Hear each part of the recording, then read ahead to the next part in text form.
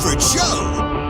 That producer, 5'11" from Blanchester, the cow killer, Casey McCollister, and comic engineer, standing at 4'8", the pride of the West Side, Elliot Rearing. And your host, weighing 150 pounds, soaking wet, from Hamilton, Ohio, Ace Fowler.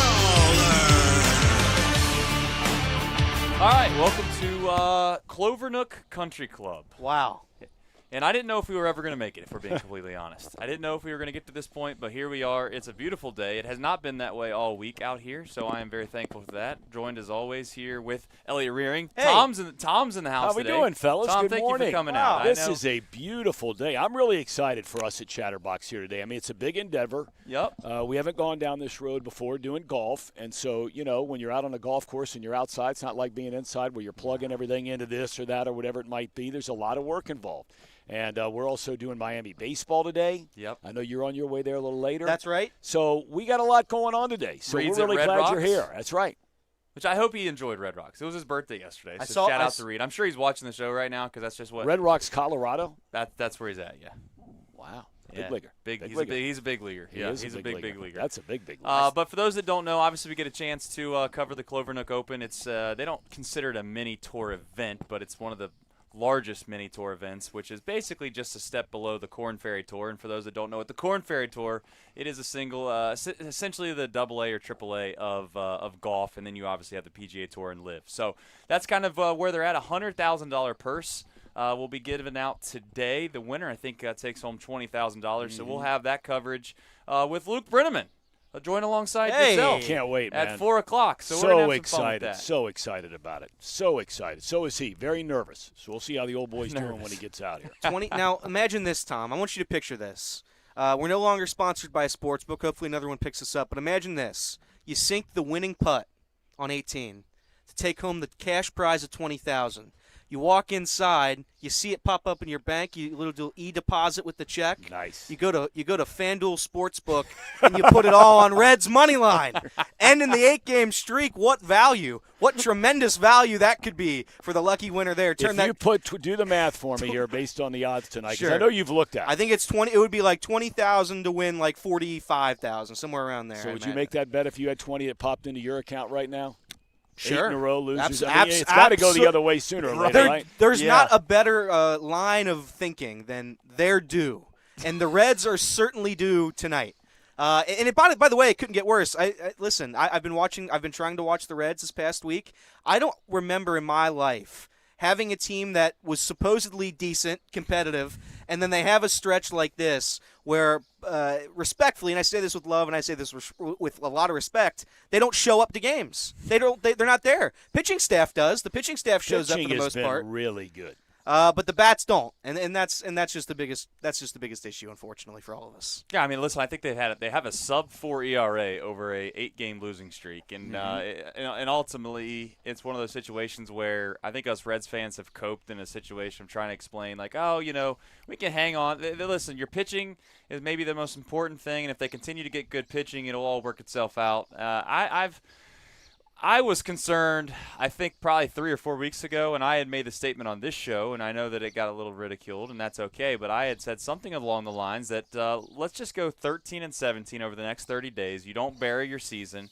You'd be 2 games under 500. You have a favorable schedule the rest of the way out. You'd like to think you're going to start to get some help at some point, whether it be – I mean, this is a joke. Yeah. Maybe through a trade or maybe through the outside Sure. market. Yeah. That's not going to happen. God forbid. But heaven forbid that happens.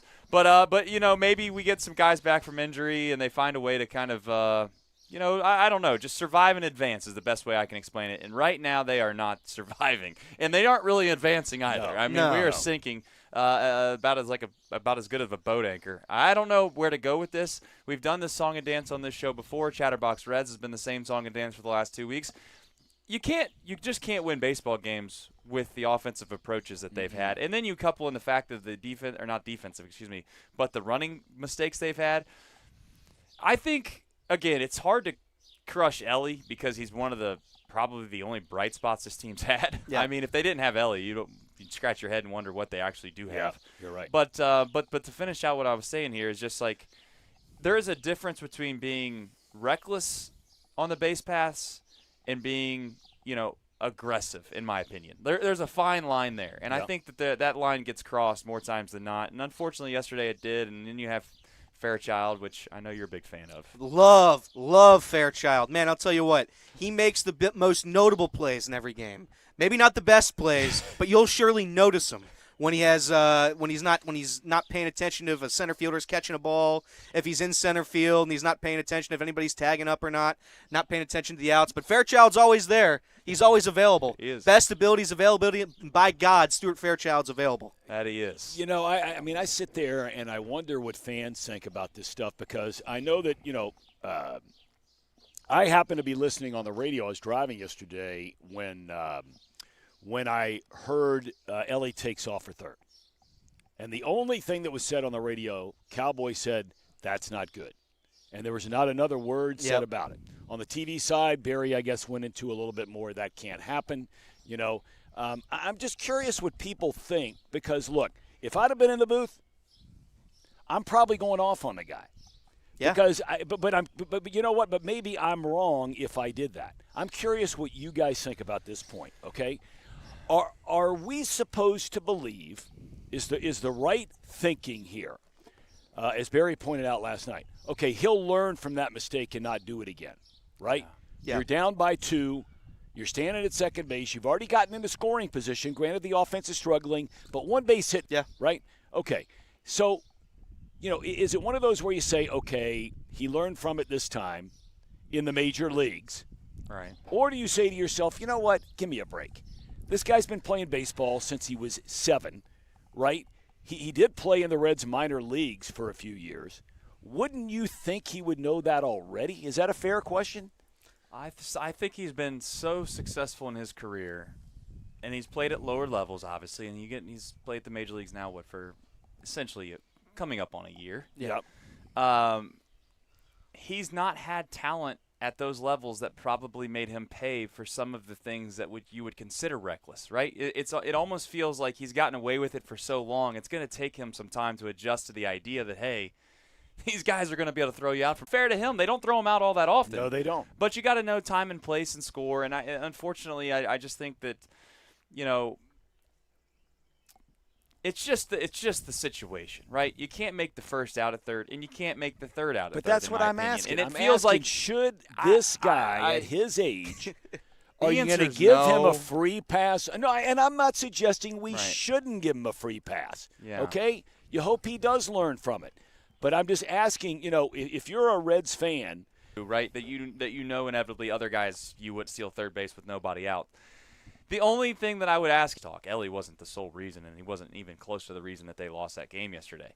But this situation that Ellie obviously has found himself from time to time on the base pass, getting himself in trouble, it's like, why not just wait for one more out? Because if you get to where you're one out and and he does steal with one out and he gets out at third base, I don't want to say you can live with it, but in a way you can justify the means as to why he tried it.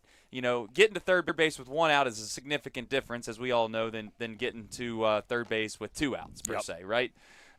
He's going to score 100% on a base hit. I think that the ball that Steer hit yesterday that he scored to tie the game on, it was like 105 off the bat. It was directly at the left fielder, and he still beat the throw home. Yep. I mean, he's incredibly talented. So I do think that there's a different set of rules, though. Maybe I'm wrong for thinking that. All right, But I do curious. think don't there's have a an different answer for it. I do I'm think curious. there's a different set of rules for Ellie, yes. But at some point, you don't make the third out, or first or third out at third base. That's a staple rule in baseball, and there's a reason for it, and it's because the risk is very rarely worth the reward. If you get there to third base with nobody out, I guess you could argue that you got one more hitter that would allow them to be able to hit a ground ball, but it didn't work out. They said it earlier on, and David Bell said it in a postgame earlier on. You trust Ellie's instincts, and that was I disagree with that. This line of questioning was after I think Ellie made a silly base running mistake. He stole third earlier on in the year. They asked him about the night before. Ellie successfully stole a base to third, and then it's like, oh, see what he can do. Mm-hmm. It doesn't negate the silly mistakes. I mean, Elly De La Cruz offensively speaking, has been essentially him and Steer for parts during this season, and no knock on Jake Fraley because he can do it too. Just he hasn't been available as much as we'd like him to this season. They've been the only guys that show. But how much in today's game does that really play a factor into it? Because you'd like to say our third base coach is out there guiding somebody on where a fly ball is or if Ellie's good to steal and all of that. You'd like to think that. But maybe that's not the case. Maybe it's like, let's just trust our instincts out in the base path today. Is that what's going on? Well, I think he's got the green light all the time. Sure. And, I mean, when you see something like that yesterday, put yourself in David Bell's shoes on this one, okay? You see what happened yesterday with De La Cruz. He's got the green light all the time. And it's rare where managers will give the sign to the third base coach to relay then to the base runners that we are in stop mode. Yeah. Right? Okay, but is David Bell now going to have to do that? Along with all the other things, and I'm not defending David Bell. Believe me, I'm not defending David Bell. Sure. But I'm just saying, is this now another thing when Elly De La Cruz gets at second base and they're down by 2 or more runs? Is he going to have to all of a sudden, with a million things going through his mind, remember, I got to tell the third base coach not to let this cat take off for third? Yeah, that's a good question because you can't continue to just say we're going to trust guys' instincts when they have bad instincts, and I get that. That's the point you're making, and I think that's fair. Ellie's done some things this year.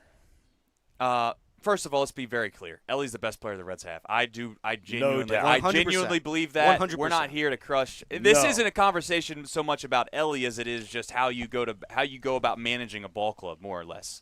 So when I go through this, I hope people don't think it's about Elly. It's more about how you actually would manage this situation. When a player makes a play, and I think Ellie's stolen third base multiple times this year with 2 outs, and he's been safe, again, in my mind, every time that I've thought to myself, that was just dumb.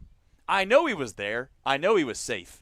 But it's not worth the risk. I mean, in order to steal third base with 2 outs, again, there's only so many things that could possibly happen that are really going to make a difference. And spare me with the whole, hey, you're worried about, maybe you could convince me like a Fernando Cruz type pitcher, but 90% of the pitchers out there, with a guy on third base, they're still throwing the breaking ball. They got a major league catcher back there that's going to block it. You can convince me that maybe every so often it will make a difference if a guy's at third base and they'll actually they'll make a different game plan on what pitches they're going to throw. But I don't believe it. I really don't believe it because more times than not, the pitcher's going to trust that the catcher's going to block the baseball. So having said that, I don't like the idea of stealing third base with 2 outs, but he's done it about 10 times this year. Yep. And again, to your point, all it takes is one time, to where you really start to question whether or not his quote-unquote aggressiveness is actually being reckless. And I think yesterday was reckless. But I know that somebody out there is going to say, well, if the catcher would have thrown the ball into left field, then nobody would have complained about it then. Well, that's the case for almost everything in baseball. I mean, nobody would have complained about Will Benson's strikeout the other night if the catcher missed the ball and it went to the backstop and he got to first base. Yeah. So just because you make a play and it wasn't the right play doesn't mean you should just let it go. And I don't know how many good play or how many poor plays Elly has made, but he's made some. David Bell's got to – I think the one thing that I would like David Bell to do at some point is to talk to the media the way that he would talk to his players. Not going to happen. And not going to happen. It's not helping him, though. And maybe he doesn't care. He doesn't care. If he doesn't care, he doesn't care then. Then I would just say he doesn't care. If he doesn't care what the media and the fan base thinks at all, then okay, this makes perfect sense. He cares about what his players think about him. And, the quote yesterday I just thought was pretty interesting, the Maley quote, or maybe it was 2 days ago. I thought it was yesterday. Yeah. Where he talked about the manager's vibe. Okay? Now, the one thing about Dusty Baker was, I think a lot of us felt the same way. Dusty had much more personality. He's just a big personality guy, right? Smiles and laughs and jokes, and he's funny and he's cool and he's hip and all those things. I can't tell you how many times I sat in his office and something happened the night before. I'm like, you ever think about lighting this guy up in the media? Yeah. I mean, it's like the 3rd or 4th time it's happened. He said, don't worry about that. I got it taken care of. More than taken care of. Yeah. And he would then kind of share the conversation he'd have privately had with a guy. Right. But to go out where you can point to it and say, well, why did that happen? Like, how can you justify Bruce Bochy going to the Rangers and then all of a sudden the Rangers win a World Series? How come Dusty Baker, every time he goes somewhere, it just magically happens over the next 2-3 years when he's there, right. they make the playoffs? How can you say the one year when the Philadelphia Phillies had I think it was Joe Girardi as manager, they canned his ass, and then what? Like, they made it to – did they make it to the NLCS that year? I mean, there's something to it. And am I suggesting that David Bell's the problem in all this? No, because I look at his roster right now, and I got to be honest, Santiago Espinal is not a Major League Baseball player that plays on a regular amount of time on a playoff team. He just doesn't. Stuart Fairchild, he's a serviceable player, but he's not playing for a very good team. Well, we can keep going. You know, you can keep going, but I think Will Benson. I mean, how long of a leash does this guy get until you realize that, you know what, you got to figure something out? Like, it just seems like everyone always gets the benefit of the doubt forever. That's and fair. forever and forever and forever. That's fair. And by the time we're like, okay, this guy's going to turn around, it's like, will water find its level? Because if water's going to find its level, we've already drowned it. Yeah, listen, that's more than playoffs. They were 500. Give me a break. They were 500 with a Cy Young Award winner. That's right. And a team full of really good players. Yeah. And they were 500. Yeah, they started playing better towards the end of the year. That year obviously didn't go well in Atlanta, as we all know. They didn't score a run. Yeah. So it's reminiscent of what we're going through right now. But yeah, before we go any farther, I'm going to shout out Molly, because Molly just threw a ridiculous super chat in here before the show even started. She said, "Let's go C-Box. Might be one of my last shows. I start a new job next week. Take Elliot to Basil 1791 with this hundo." What is that? That's I've heard her talk about this restaurant. I've never seen it. I've never been to it. It's a restaurant on High Street, right, relatively close to our office, and it's more of like your kind of Thai foods, things like that. Yeah. But, Thai food? Yeah, I enjoy it. You don't like Thai food? I've never had it, if I'm going to be honest with you. I've never had Thai food.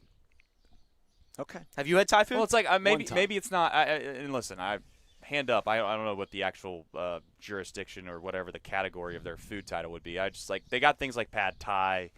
Things Sure. Yeah, good stuff. Listen, you take me there, I'll go. You take me there, and I'll go. Is it like Oriental? I don't know if that's the right word. I don't think that's the right word. Asian. No. I don't think that's the right word. No, so, listen, Molly, thank you very much. We're going to use it. Molly, can we change it, though? Can we bet 100 on black?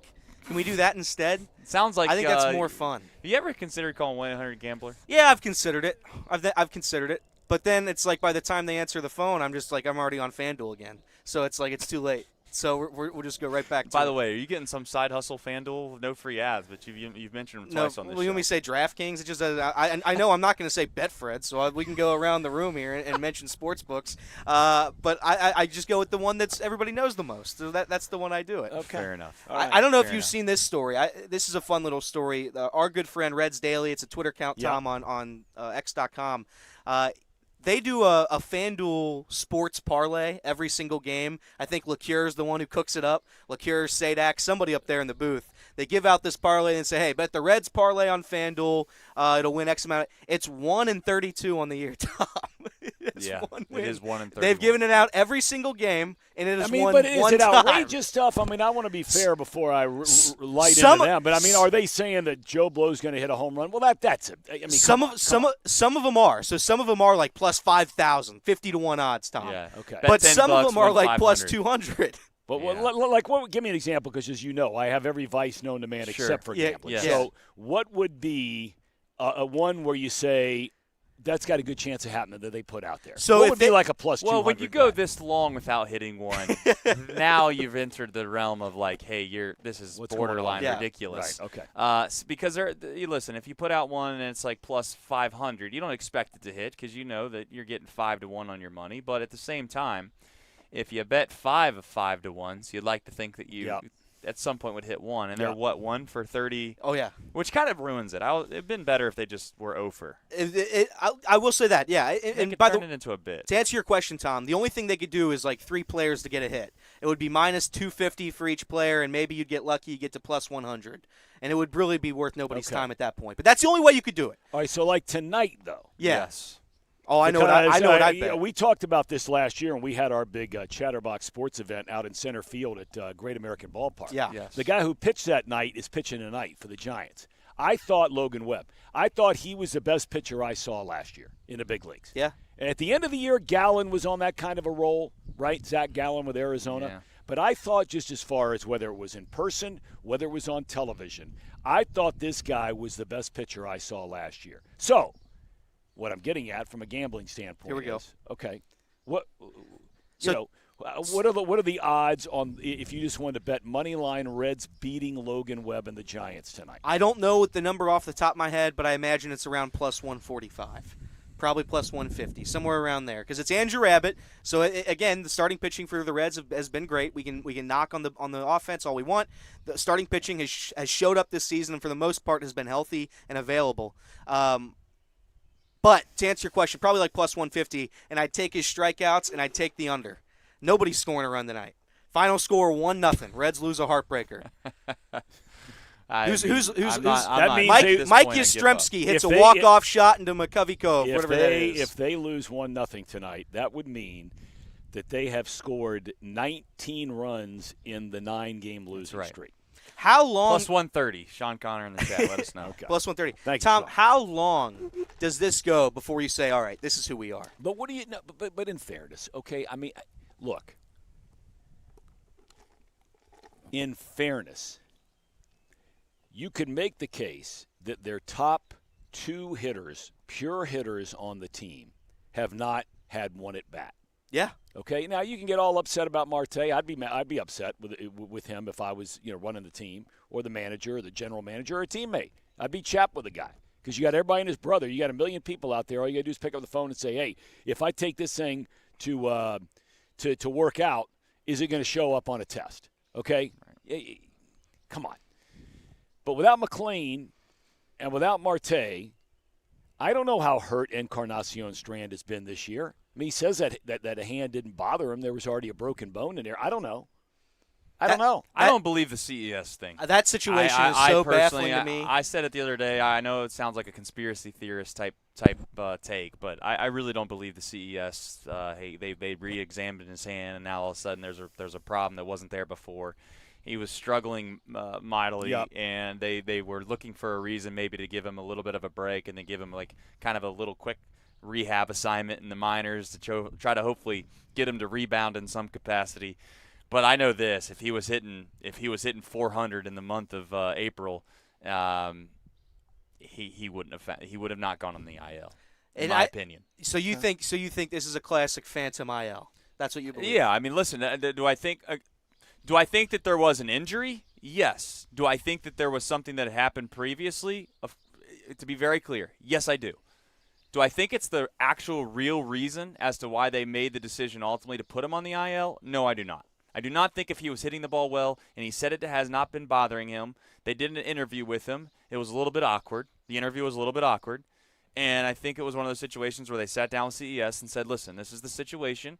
We're going to have to find a solution. We got a guy named Mike Ford that we've all talked about 1 billion times, but they were going to have to make a decision on Mike Ford or they were going to lose him for the rest of the year, right? So is Mike Ford a guy that you're doing phantom IL stints for? One might joke and say that's ridiculous, but I'm telling you, when you score 19 runs in 70 games, then start to get a little desperate. You might start doing some things you otherwise wouldn't have done before. So they did phantom IL stuff last year, and obviously the Mets did too. So shout out to their GM for getting suspended for the year. But they didn't get caught. And the fact that he had a fractured hand previously, they had an out. And they took the out, in my opinion. Of course, this is not factual. Well, this is the kind of stuff that one day, one way or the other, you either hear a story about, when Encarnacion Strand went through that thing 2 years ago, right? Yeah. And I just hope that I just hope that this whole thing he's able, whatever is going on, they need him back. Candelario looks like he's showing signs of coming around. Candelario's been good. That's a good sign. Over the streak. I've never believed I root like heck for the kid. He's one of my – and I've never met him, but just watching him on TV. Root like crazy for Benson. But you guys have heard me say on the show going back to last year. It's not that the Guardians can't make a mistake, but they don't make a lot of them. When it comes to their player evaluation, their player development.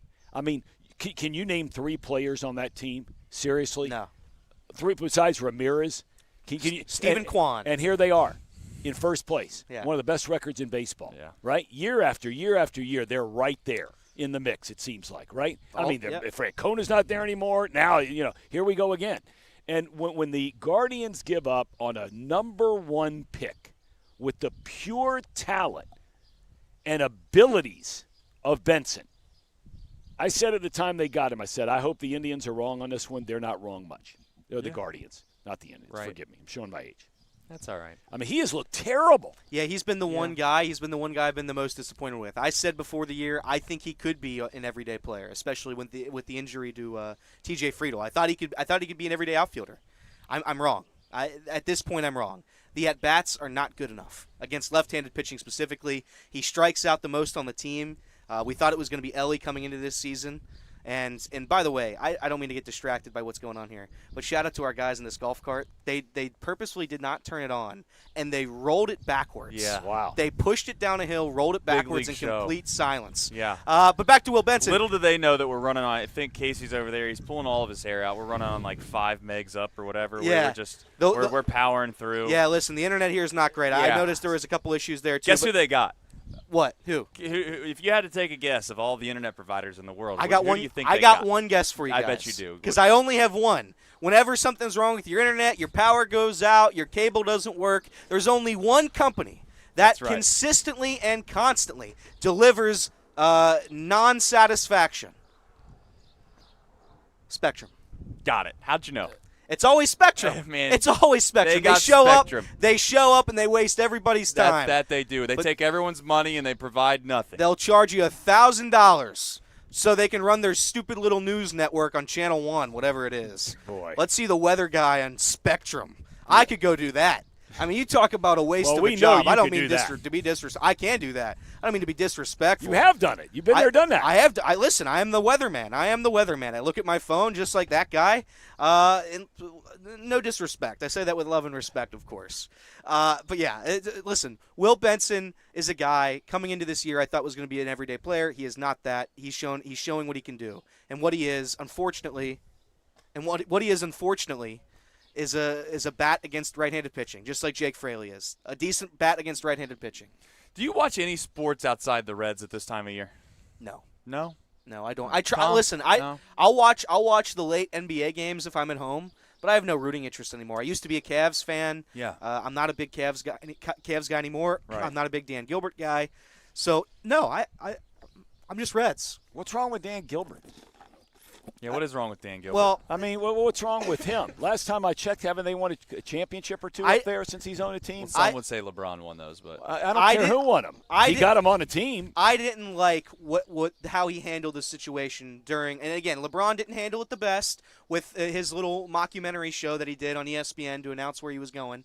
But I don't think Dan Gilbert handled that situation great, and I think he got saved when LeBron said, "You know what? Probably right. We're going to go back to Cleveland." Okay. Because I think Dan if Gilbert LeBron wasn't from Cleveland, he would have never won a championship.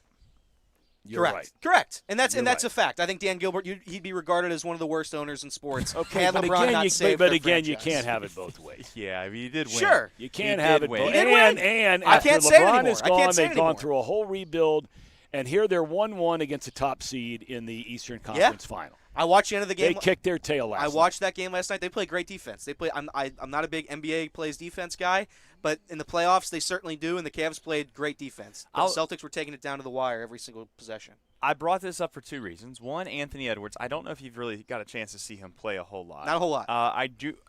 People have been comparing him to saying that he's the closest thing to Michael Jordan. Yeah. Since Michael Jordan. Obviously, LeBron's style, people argue whether or not he's the GOAT. I'm not getting into that. I'm saying just in regards to the way and the look and the feel of a player. LeBron obviously didn't really resemble the way Michael had played, although both effective in their own way. Anthony Edwards is the closest to Michael. And then the second thing would be, if you haven't seen him, the only – do you think we'll ever see a player coach again, player head coaching? Do you think it might be LeBron? Is that possible? Might as well. If there was one player to do it, it's going to be LeBron. And let's be very clear, no disrespect to Darwin Ham, but he had no role in that team, right? I mean, That's my point. I'm not saying he should be fired. Can by there the way. really genuine at this point in LeBron's career? You could argue maybe when he was certainly when he was with Miami, when he was in Cleveland. not that he wasn't as good of a basketball mind, but he certainly was young enough in his career maybe where he didn't really grasp the reins of feeling like he was just as smart as everybody yet. Yeah. I think he's been long enough in his career now where he's been around the block so many times. Yep. He does have a high intellectual basketball mind. It just seems like no matter who you stick out there for him now in his career, I don't want to say they're not good enough, but he's always going to want to be the one making the decisions, and it seems like he's making the decisions. Here's why he won't do that ever. Here's why he won't. It's because every time he loses in the playoffs, he's got a free scapegoat and whatever head coach. Yes. Is Luke Walton there? Can Luke Walton come back and coach LeBron? No. And Yeah, Luke if they hired Pat Riley, that wouldn't go over. Well, I see. That's the thing. I don't think LeBron would work with Pat Riley again. I don't think that would happen. You're saying he wants a puppet coach. I think he wants a puppet coach. I think that's what. You're a LeBron guy too. I am a LeBron guy. I do believe LeBron is the greatest basketball player ever. Shout out to Michael Jordan. But yeah, you saw Pat Riley, what he said about Jimmy Butler. I don't know if you saw that. The guy tells it like it is, man. I don't think LeBron would handle that well, and not today, not current LeBron. He did it obviously whenever that was, 2010 to 2012. But yeah, I think LeBron needs that scapegoat. I think he does like the benefit of being able to blame Darwin Ham or whoever they throw back there. Well, and Ham, obviously, they ran him off Quickly. already, so he's already done. Real I quick. mean, 2 years he gets him into playoffs, and you can say, well, he got him to the play-in game or whatever. The bottom line is he got in the postseason. Yeah. And could you imagine, though? I mean, and this is going back to what I said a minute ago about we don't see this anymore, even though he's not the head coach. And they have a great head coach in Miami. Yeah. Yep. I mean, to have a guy that gets up there in front of people and they ask him about the star player and fill in the blank of whatever franchise you root for. You want to say the Reds? Let's say it was Joey Votto. Yeah. You want to say it's been injured for over half the season. Sure. Right? Sure. Okay. What if Pat Riley was running the Bengals and he came out and they said, hey, this is before, let's say, they gave Burrow the extension. Yeah. And he said, okay, he's due up for an extension. Well, I tell you, we love him. He's a great player. But, man, I got to see some durability. I got to see somebody can play a full season. Yeah. Listen. Right? What would the fans say? I mean, I always wonder now as I get older what fans really think. I really do, because I am amazed at how fans will blindly follow and will go to their deathbed, even before their own spouse, to defend a player of the team that they root for, right? Yeah. And yet, if it was somebody else's player and somebody else's team, they can be objective about it, look at it, and say, you know what, that's a fair point. Yeah. You don't have to agree with it, but you can say what Pat Riley said about Jimmy Butler is fair. He loves Butler. He's had him around forever, right? Guy's a total gamer. Nobody questions that. Right. But if you can't produce if you don't play. Correct. And if I think if an owner said that about Joe Burrow, I think the city would revolt on the coach probably. I think that's probably what would happen. They'd pick on the coach. I could be wrong on that. How long until that honeymoon is over? And I know that's not. This is an outsider looking at it as much as and people are going to think I'm trying to be a hater. I'm not. I'm genuinely asking. We're asking the honeymoon on Burrow? Yeah, I really do want to know how long the honeymoon is on Burrow. I feel like we bring this up once a week. But listen, do we? I think we do. I think we bring up the honeymoon. Well, maybe I've never gotten an answer. Listen, I don't think the honeymoon with Burrow will end. Ever? I don't think so. I don't think it will. You're telling me this isn't going to happen. I'm not trying to say this is going to happen, but if you're telling me if he's not available again this next season, that's still just fine? I think he got us to a Super Bowl on the back of 0 offensive linemen, and I think for that he's earned at least several seasons without criticism. You know what's crazy about that, though? And listen, this is me talking from an outside perspective. Sure. I'm going to be serious for a second. What I find so interesting about that is that I think that you're right. But I also think that if Evan McPherson went out there, and I think if he started missing kicks, he's kicked to the curb. That's fair. And I know I'm not suggesting for a single second that it was all Evan McPherson got in the Super Bowl. but let's not act like Evan McPherson didn't rise to the occasion and pretty much make every kick he needed to make. I can't see my phone was overheating. Evan McPherson misses one field goal during that run. You don't make the Super Bowl. I can't look at the chat right now because my phone was overheating on the desk. But I would pay to see what Everett's saying in there right now. Well, Everett hasn't chimed. Well, he says, why does Burrow matter? He has McPherson. You knew Everett was going down that road sooner or later. Yes. No, listen. I guess what I'm asking is not fair. It's got some validity to it.